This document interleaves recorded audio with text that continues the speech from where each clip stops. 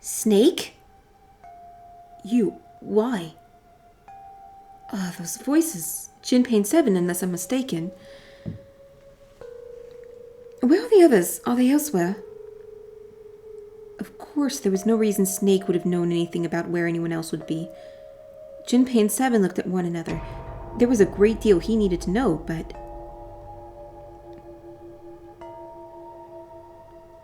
They had to tell him something, however, so they began to talk. Snake explained to them how he came to be locked in the coffin. Apparently, he'd been hit with some sort of knockout gas. And Jinpei and 7 explained what had happened to the rest of them. There was one thing, however, that neither 7 nor Jinpei could bring themselves to say. That Ace had killed Clover. They feared that if Snake knew, he might well go insane.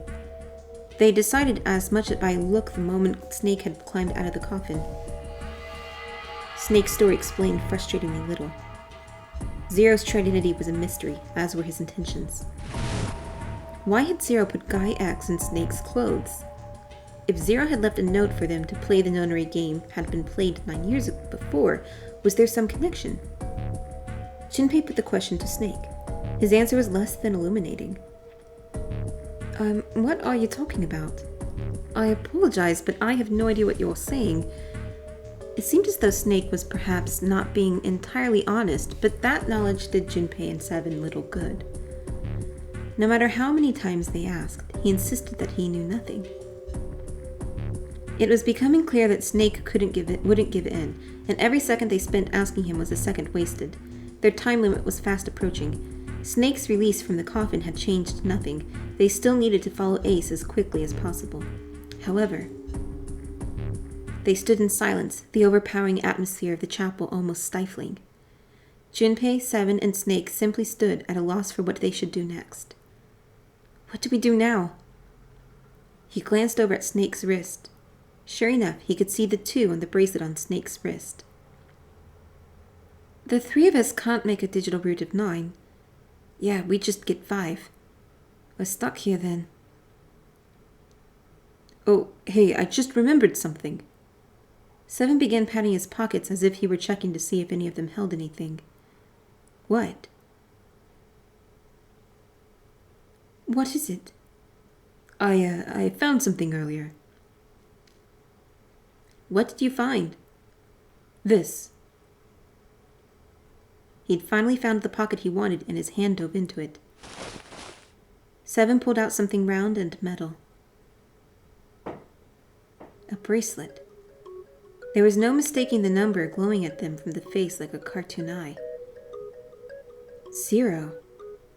Zero's bracelet. What the hell? Are you saying that 7 has the number 0 bracelet? Yeah. Where did you get that? Snake's question was innocent enough, but if he learned the truth, if he'd been able to see, he would have noticed 7 look away. Clover gave it to me. She did? Yeah. How did she come by it? Well, she found it, see? On the other side of the door of door 1 at A deck, in the captain's quarters. She asked me to hold on to it because it was too big and bulky for her to be lugging around. It was a lie, and Jinpei knew it.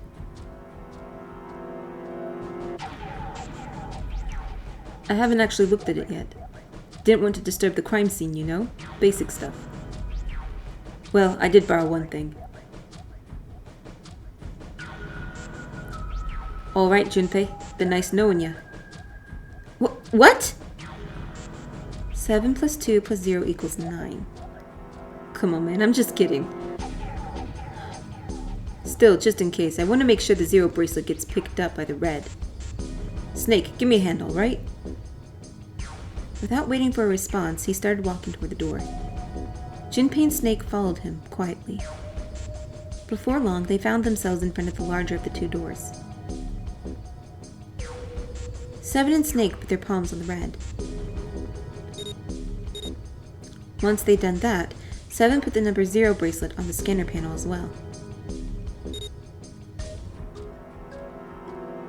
A third asterisk appeared on the screen. 7 plus 2 plus 0 equals 9. Now they just needed to pull the lever and the door would open.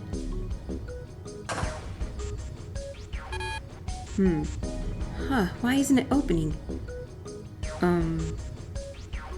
Well, the third asterisk lit up, so it must have registered the 0 bracelet. Maybe it isn't actually 0. Huh? What? That bracelet may not actually produce the number 0 when scanned. That is what I'm saying.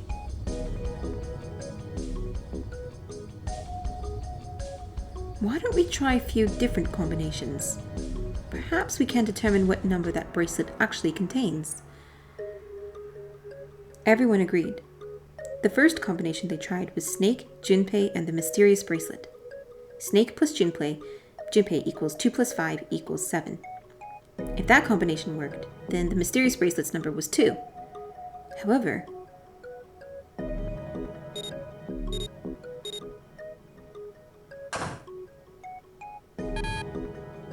the door didn't open. The mysterious bracelet wasn't 2. Next was Junpei, 7, and the mysterious bracelet. Junpei plus 7 equals 5 plus 7 equals 12. 1 plus 2 equals 3. If that combination worked, then the mysterious bracelet's number was 6. They scanned in their bracelets.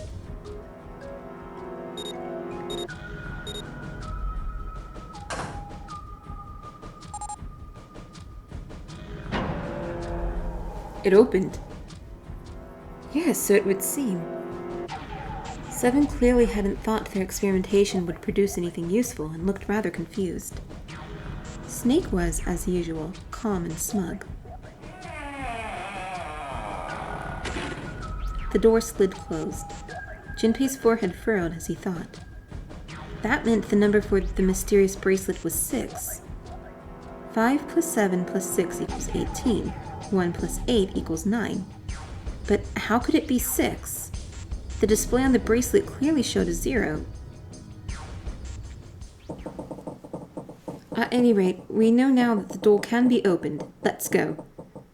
But, Snake, are you sure? Yeah, you know that only Junpei and I can go through this way. You needn't worry, I have a solution to this problem. My last resort. But if now is not the time for last resort, then when? Last resort?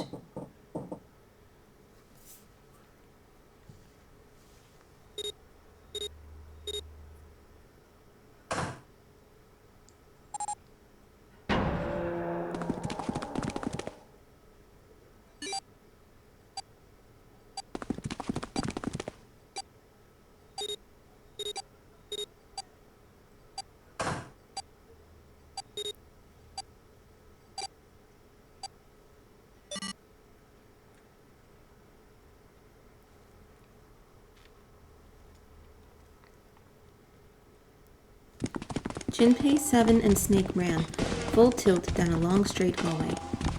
They were headed for the stern of the ship and had no time for distractions. As they ran, 7 spoke. Gotta admit, you really surprised me there, kid. I couldn't figure out how the hell you were gonna get out of that one. How come you didn't do that right off the bat? As I told you, it was a last resort. Had I used it at the beginning of the game, I would have come under a great deal of suspicion. I imagine most people would have taken it to mean that I was 0. Once they'd convinced themselves of that, I wasn't optimistic about my chances of making it out of here alive, let alone unscathed. I felt it best to play my cards close to the chest, as it were. That way, if I were in a situation where there was nothing else I could do, I'd have a little trick up my sleeve. I'll just take my bracelet off. Snake's plan had been simple, but effective. He'd simply removed his bracelet. Of course, that would have been practically impossible, so... My brother's left arm is, it's not like a normal person's arm. It's fake. It's not a real arm. Snake had slid the bracelet off and tossed it into the coffin.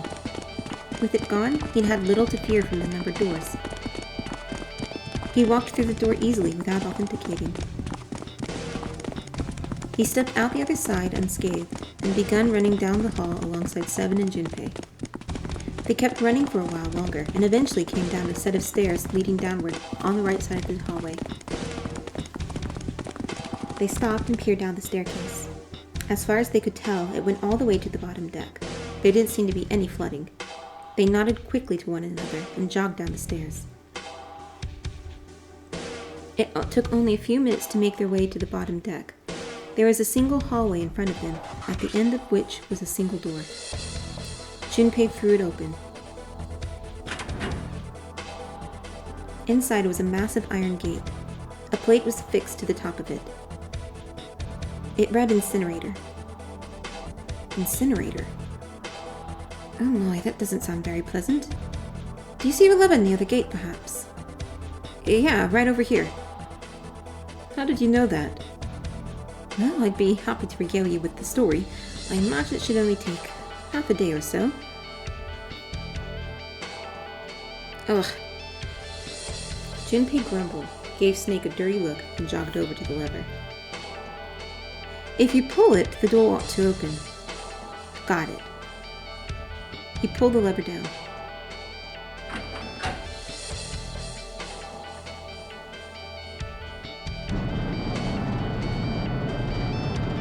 With the rumble of an ancient motor, the door opened. There was no need to hold back, and no time to hesitate. They pushed their way inside. Standing in front of them were Ace and Lotus. Ace still held the revolver in his hand. It was still pressed hard against Lotus's temple. A small dark bruise had begun to form near the tip. Even from several yards away, Junpei could see that Lotus was shaking. She was terrified. But perhaps more interesting was what Junpei saw behind them. 9. Another number 9 door. But why? Why was there another one? The door stopped Junpei in his tracks. It simply shouldn't have been there. As his brain finally began to consider why, the whine of a warning klaxon filled the air, drowning out any thought. Warning. Warning. Emergency incineration command has been acknowledged.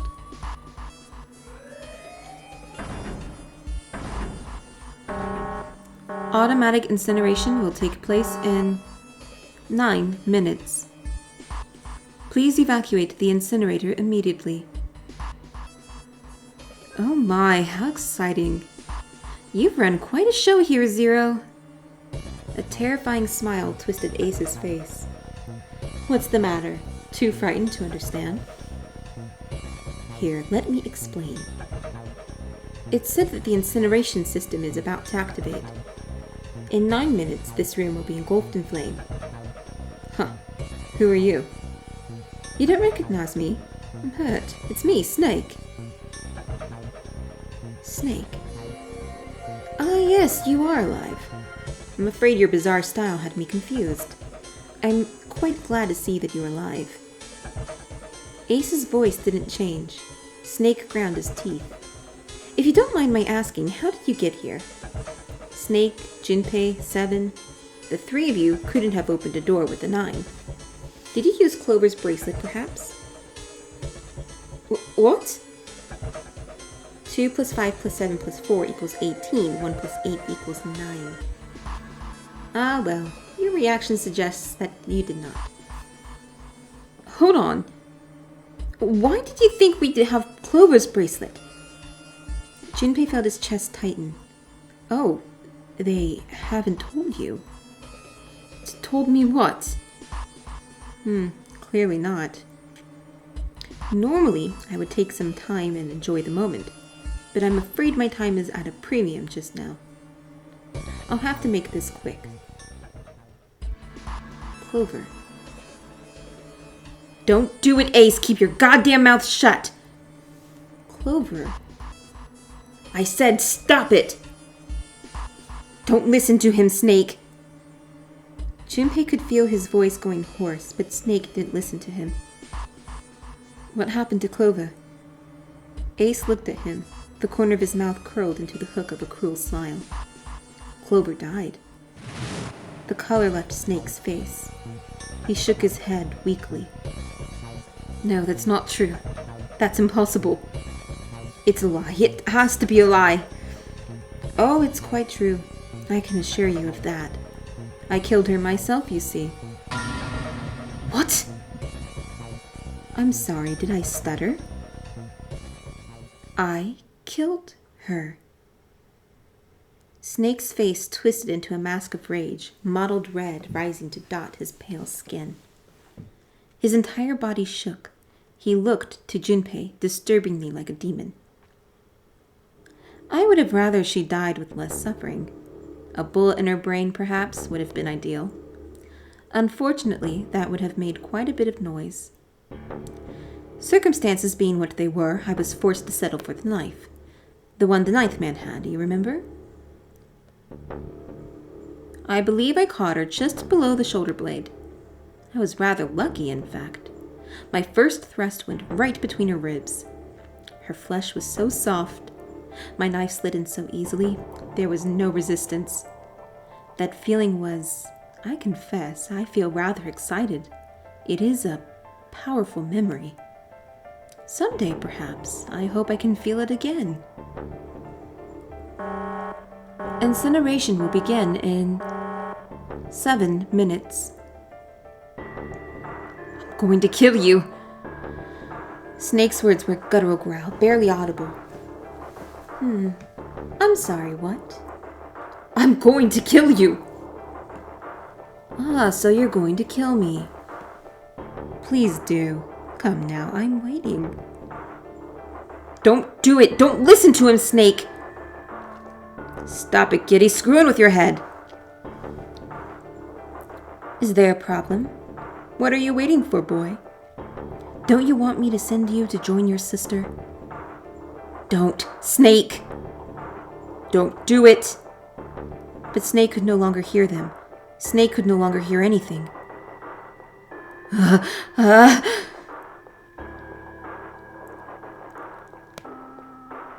Snake moved like a bolt of lightning. His scream echoed through the incineration chamber, full of rage and despair. Snake! Snake!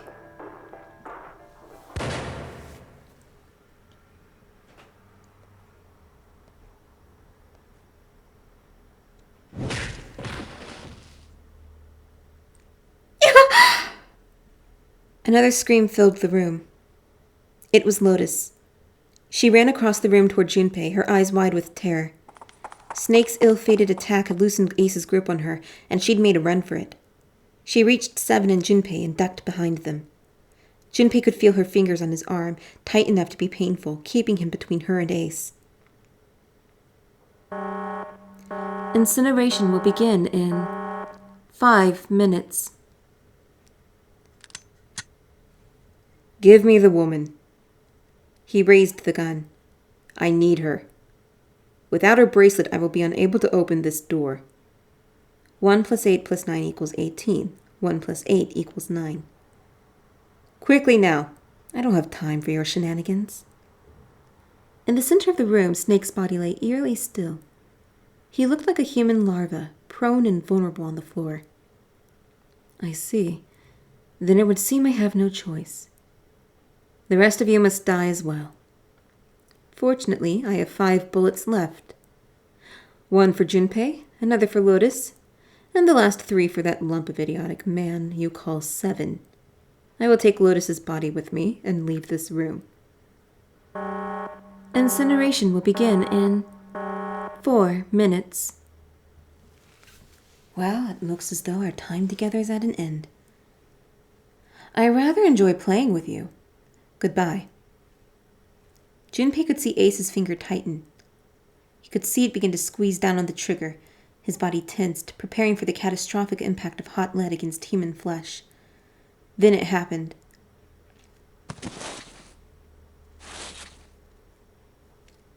Snake stood up. What? No, that's impossible.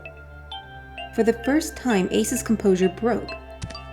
With obvious effort, Snake lunged forward, 1 step closer to Ace, then another. He looked, for all the world, like a zombie. I'll kill you. I'll kill you. His voice was the mournful wailing of the undead. Stay away from me. Get back. Stop. If you come any closer, I'll... Get away from me. Little by little, Ace was retreating. Snake didn't stop. He continued his stiff, inexorable approach, his eyes twin pools of pure fury. Listen to me. I said, don't come any closer. Shit, you bastard.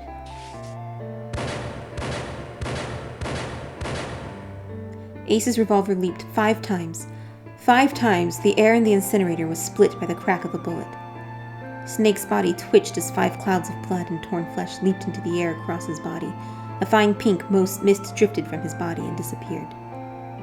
Snake made a strange sort of choking cough. Wait, didn't he remove his arm? Why does he have two hands in there when he shouldn't have? Okay. And then his strength was gone. His legs crumbled and his broken and battered body slid to the floor. Incineration will begin in 3 minutes. But Snake wasn't done. Even as the pool of blood beneath him grew, he began to move.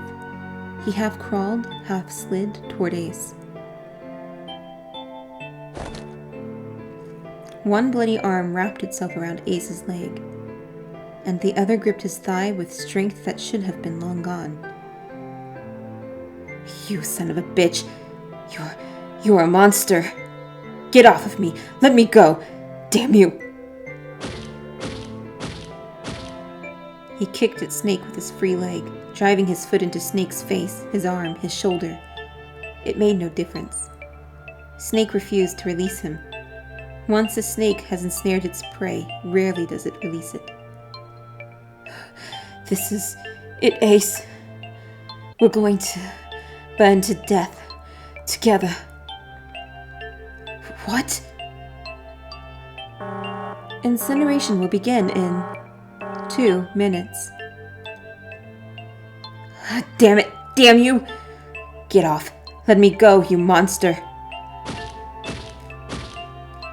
Okay. Look, think about it this way. My company owns a wonderful hospital. It has excellent doctors. You're not wounded too seriously. I'm sure they could fix you up easily. You don't have to die. You can be saved. Just let me go. Pathetic, begging for your life. Then Seven and Lotus began to speak. Junpei could hear tears in their voices, and their words were strained. Snake, that's enough. You can stop now. Yes, he's right, Snake. You've done enough. Come on, Snake, let's go. Let's get out of here. You have to come with us. We have to leave together. Snake turned toward them. He coughed and blood splattered across the floor. Then he smiled a sad sort of smile. I apologize, but I'm afraid I can't do that. You'd best forget about me. You need to leave soon. I'm going to take him with me. Shut up. Be quiet. I couldn't save Clover. My sister died because of me. Perhaps this will begin to atone for that. Perhaps in the afterlife, she can forgive me. Now go. Go now. You have to go. Incineration will begin in 1 minute. God damn it, shit, we're out of time. We have to go. Seven ran toward the exit. Lotus followed him. But Junpei couldn't move. There were white lines down Snake's cheeks where his tears had washed the blood away. He was broken, body and soul, and Junpei felt as though half of his own heart had been torn out. His eyes stung, and he tried desperately to swallow to clear the lump in his throat. Junpei, what are you doing? You have to get out of here, now! Junpei's chest tightened, pulled taut by anger, misery, and a cold feeling of emptiness. Pure emotion surged through his heart, alongside the torrent of blood. He could feel it building, a tremendous wave growing taller and taller and taller. And then it broke, crashing down with thunderous force onto his shaken, unprepared mind. Snake! Snake! Junpei's rational mind was gone. He was driven by instinct now, and he launched himself across the floor at Snake and Ace. Or he tried to. Wait, don't be an idiot, Junpei! He felt a hand grab him from behind. It was Seven. Before he had time to react, the larger man had pinned Junpei's arms to his sides and was hauling him bodily back toward the door. No! No, I have to help Snake! Snake! Snake! Get off of me! Let me go! Incineration will begin in 10 seconds.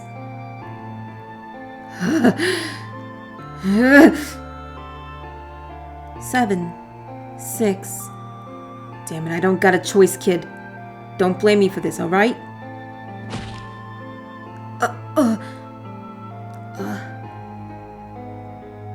5, 4, 3, 2.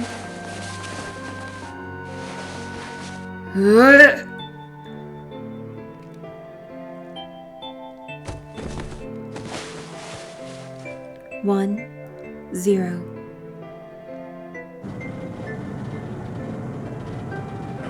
Gates 2 and 3 are locked down.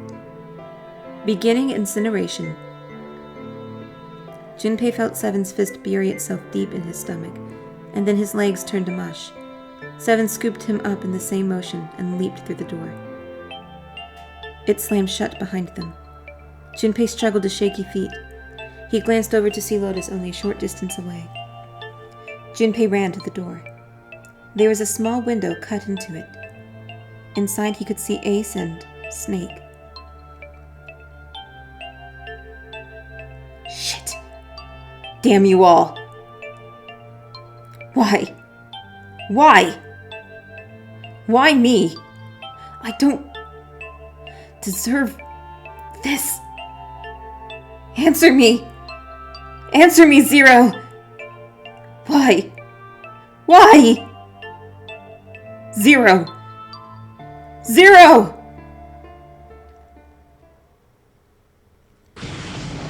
Zero! He didn't know how much time passed. He didn't know how long he stood there in front of the incinerator. He looked to the side. Lotus's face was ashen, and if not for the hand she'd put against the wall, Junpei didn't think she could have stood. Seven looked old and tired and used. His eyes stared at the floor, seeing nothing. Junpei said nothing. He simply began to walk toward the open door and the hallway they'd come down earlier. Hey, wait! Junpei! Junpei, where are you going? He ignored them and continued down the hallway. There was no question about his destination, of course. Junpei was hospital room bound. June! Santa! He kept calling and walked to the center of the room.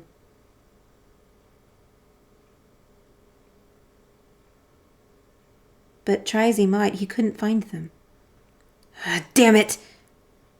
Where did they go? He had no choice. He would have to look for them. Junpei's heart was heavy.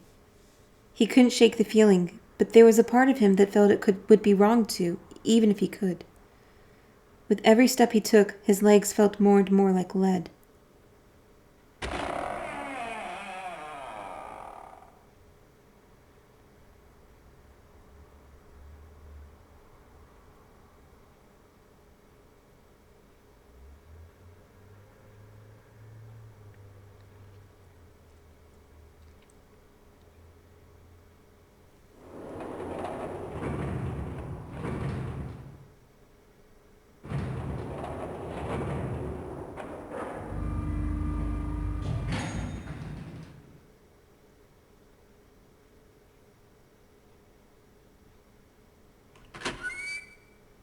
Sometime later, Junpei found himself at the chapel. He stepped inside, expecting to find nothing. But there, on the red carpet in the center of the room... June! No, codenames didn't matter any longer. She was Connie. Connie! Junpei cried her name and ran. He ran to her. Oh man, Connie! He stumbled to a stop. As he looked down at her body, lying so still on the floor, he felt the icy grip of fear upon his heart. She was still, so very still. No, it couldn't be. It was impossible. Slowly, Junpei bent down toward her. His hands shook, and he felt very cold and very hot at the same time. He forced himself to look. Her back was moving. Slowly, it rose and fell. Relief washed over him. Connie! Junpei reached down and gently, very gently, lifted her up. Connie, are you all right? Junpei?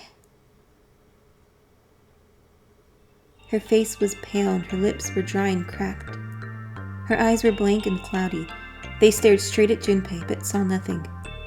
Trembling, Junpei wrapped his arm around her back. She was cold, very cold. Junpei tried to convince himself that it was only his imagination, but she felt as though she were fading away. He could feel his heart pounding frantically in his chest. Oh man, Connie, what the hell happened to you? You feel...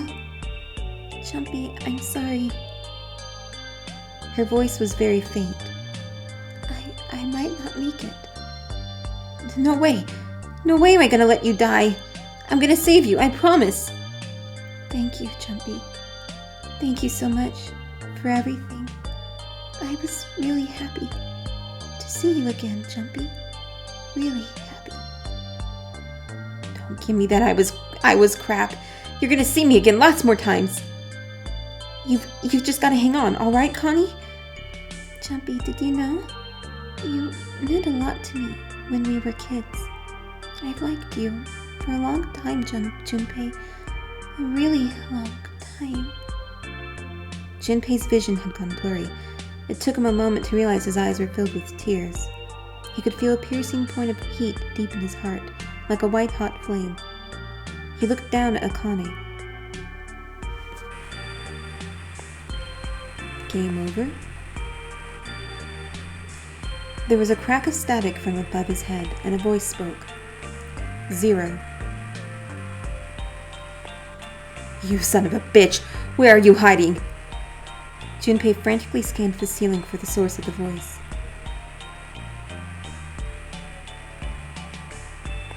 I am right here.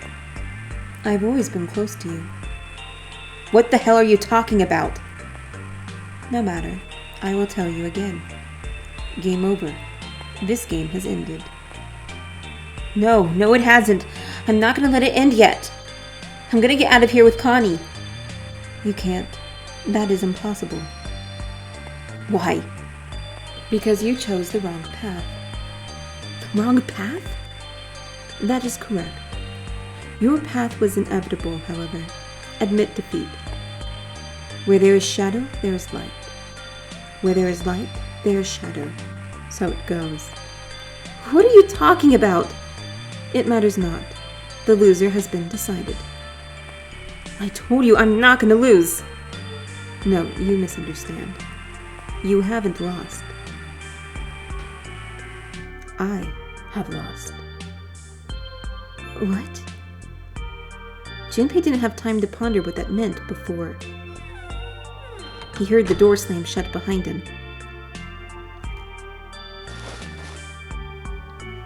He spun around. There was no one there. Was it 0? Connie, wait here. I'll be right back. I promise. She managed a single nod. Junpei laid her back down gently and leaped for the door. He yanked it open and shot outside. No one. The hall was empty. There was nothing moving anywhere. Damn it! He didn't want to leave Connie alone any longer than he had to, so Junpei turned around and headed back to the chapel.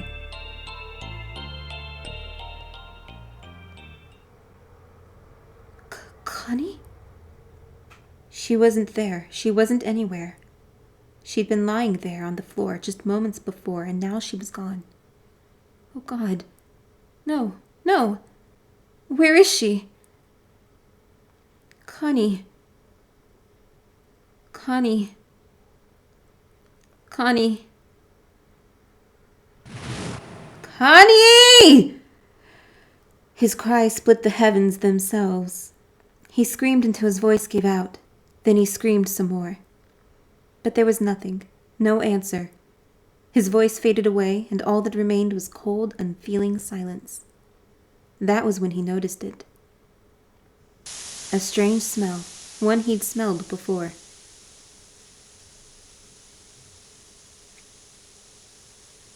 The smell of a peculiar white smoke. 9 seconds later, Junpei's mind winked out.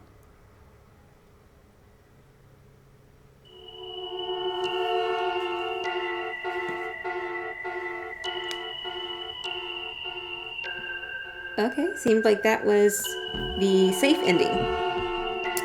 Which is not the true end, which is kind of a bad ending, but it's one that we have to see in order to get the true ending, because we need to know the passcode for the coffin. And I'm assuming the only way we can know that is by basically having them in an alternate timeline learn a bit. And once they learn a bit, that's when it's hard to explain.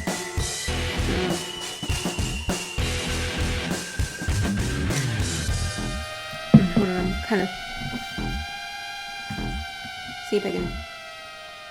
Yeah, it's not changing.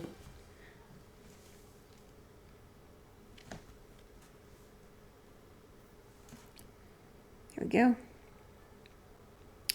Okay, this game has multiple endings. The first time you are asked to select a door, choose 4, then choose 7, finally choose 1. This will allow you to see an ending that will bring you closer to the core of the story.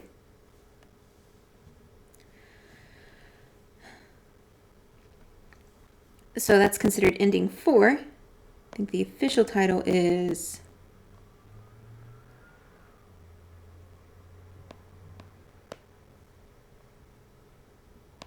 Okay. Alright, and so I will get the true ending next time.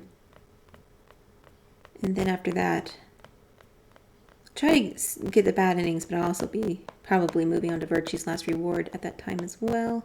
And just be doing kind of both. That's what I'm thinking anyway. But we'll see. Alright, thanks for watching!